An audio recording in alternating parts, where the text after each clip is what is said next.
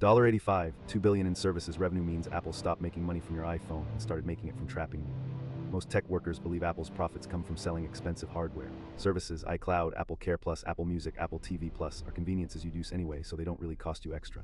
That belief is costing you $400, $600 every single year, and over a 12-year.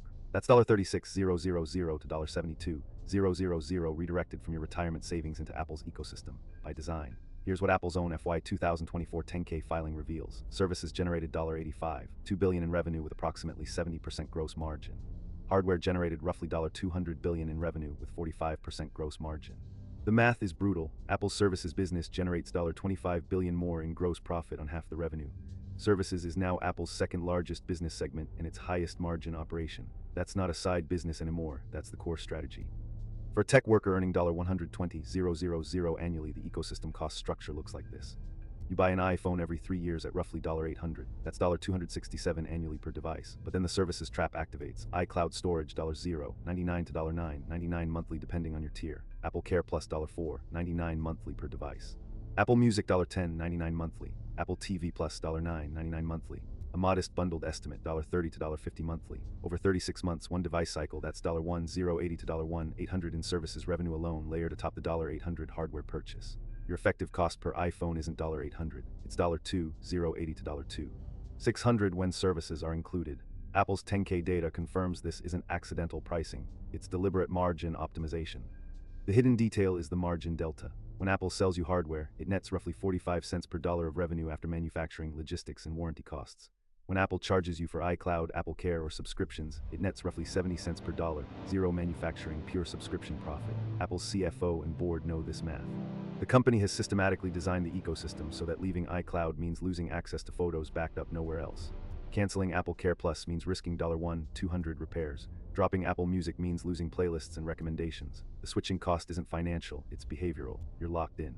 Here's where it gets worse. Apple's ecosystem pricing is completely opaque. A tech worker doesn't see a single invoice itemizing $600 annual services cost on your iPhone. Instead, you see $9, $99 here, $4, $99 there, $10, $99 somewhere else, spread across months and buried in settings.